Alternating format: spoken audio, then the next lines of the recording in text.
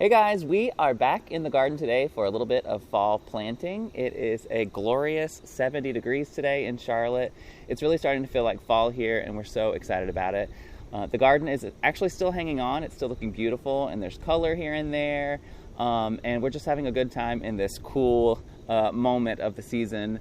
Maybe a false fall. I'm sure it'll heat up in a few weeks. But I hope not. Yeah, I really hope not. But right now it's breezy and overcast and it's just a beautiful day. And some stuff is honestly starting to give us another flush because it is cooling off. Yeah.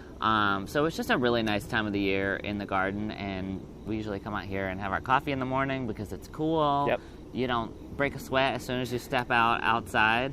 So we really love this time of year, especially being in the garden. Yeah, so we do have a few things today that we've told you guys. We are sort of fall planting in that phase right now.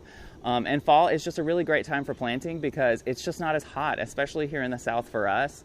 Whenever we plant things late into the summer season and it's super, super hot, it's really tough for the plant to actually get established and survive through all of that. We have to come out here and water it every single day, so it's obviously a lot more work on us, and sometimes that doesn't get done and those plants wilt, and we don't want to do that. Yeah. So fall is a really great time for planting because just before the winter, the roots get time to establish before that, and then through the winter they'll grow and they're focused on root growth and not so much foliage growth on top and blooming. And so that's really great for the health of the plant. So today we are going to be planting a hydrangea, well, a few of them, Yep. but one type of hydrangea, and then another perennial. Yeah. Who could have guessed?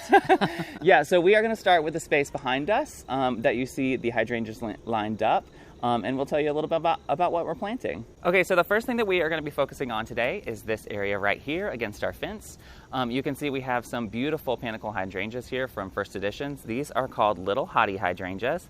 And we're thinking they're so beautiful. As you guys know, we got sick, and a few weeks ago when we picked these up, these were in way better shape. But of course, we got COVID, so it was a little hard to keep them watered and happy, and we had hoped to get them in the ground sooner. But now that we're fall planting, I know they'll have a really great moment to get established before next spring, and they'll come out beautifully for us. So we've always been looking for something to fill this space with. So as you can see, we have this area of the garden right here that we call the shed bed.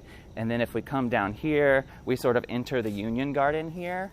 But the space in between has always been sort of a blank slate for us, and we have our arborvitaes here that have always sort of served as a nice resting moment for the eye, which we've always loved, but it's always felt like there's just sort of something missing. And so these hydrangeas will allow for that rest for the eye because they'll all be the same color, but they're going to be so floriferous and they're going to bloom so much next year that I think it's just going to be really beautiful and connect the two spaces in a really nice way. So a little bit about the little hottie hydrangea.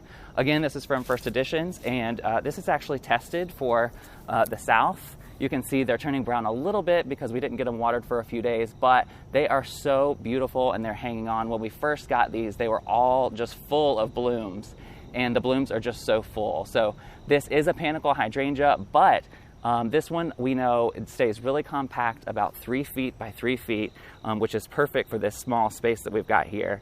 And they're just going to be beautiful. They have super, super solid stems, though. That is something that I'm really happy about because I know when they get those giant blooms, they'll be able to hold them up really, really well. So I'm really excited about this one. We love panicle hydrangeas. We love this color. We know that they're going to be beautiful next year, and all in a line here. We've got 6 of them. You can see some of them are a little bit worse for wear, but I know next year they'll come back super strong and give us a lot of blooms. So we're just going to go ahead and get these planted.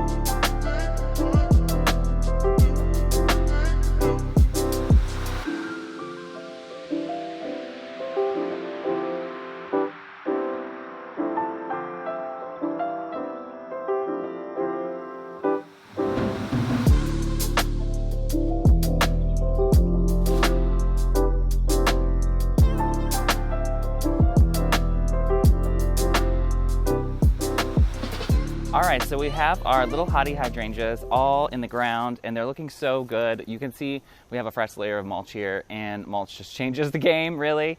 It's so beautiful. I know it's a different color black than the mulch that's behind it, but that's just because it's fresh. And we'll come through, obviously, in the spring and do a fresh layer of mulch on these. But I think that now that they're in the ground, they're going to perk up, and we may get some new blooms yet before the season is completely over. And I just love this color. You can see they turn sort of an aged lime green as we go into the cooler months. And it's just so pretty here. I think that this whole area is just going to pop because of these little hottie hydrangeas. All right, so first project down for the day, and we have one more to go. Yes, so I'm going to take you guys and show you a beautiful perennial that we're going to be planting under our oak tree in the front gardens. Okay, so the last plant we are doing today is a brand new pulmonaria. I'll get the tag here for you.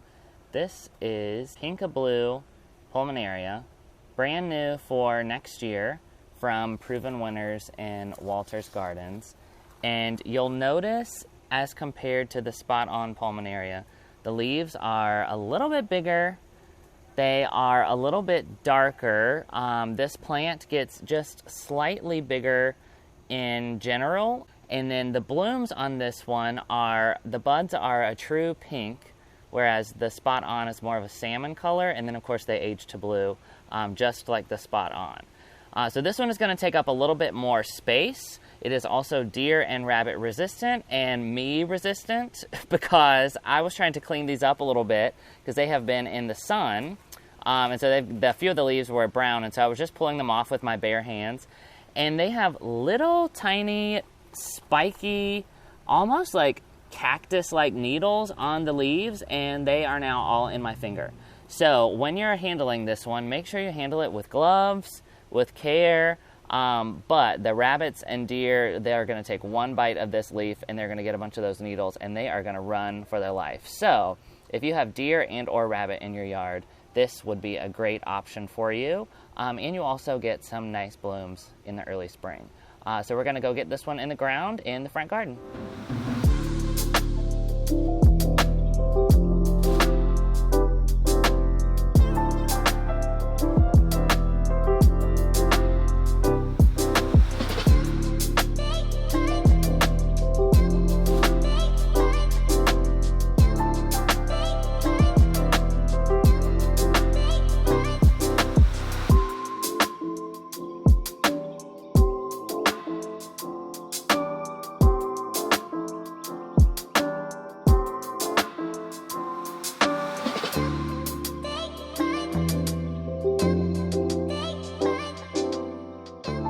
All right, so we got the pulmonarias in the ground, and they don't look like much right now other than foliage, but in the spring, they will have beautiful pink and purple blooms and buds all over them, which is going to be a really nice pop.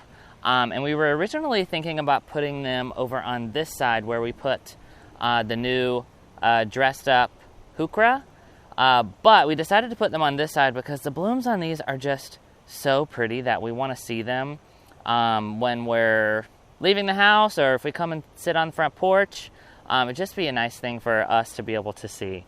Now we do have one tough stuff hydrangea back there, which will, right here, which will also be pink and blue, but it will be blooming a little bit later in the season, so I think that's okay.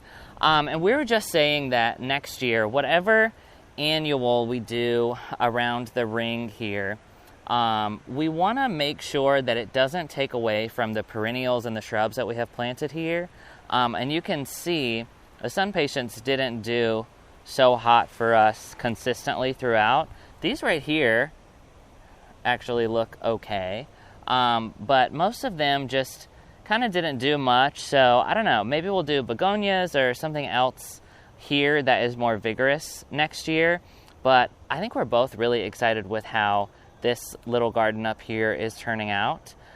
If we can keep our vole friend at bay, considering he ate all of the hostas we had up here from before.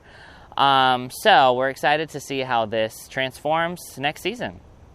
All right, so that does it for today's fall planting. Now keep in mind, if you've got plants that you haven't gotten in the ground yet, if they are perennials, shrubs, or if you go to a garden center and you see, hey, they've got some shrubs on clearance, grab them. This is a perfect time to plant and get stuff in the ground, and winter will give it a chance to root in so that next spring you're gonna have a beautiful, gorgeous plant. And I think that's our goal here. We have a couple other things that I think we're gonna get in the ground for some later projects. And yeah, the planting never stops here. Yep. Anyway, we hope you guys have enjoyed this video and are getting out and doing some fall planting of your own. If you liked it, be sure to subscribe to our channel and give the video a thumbs up, and we will see you in the next one. Bye.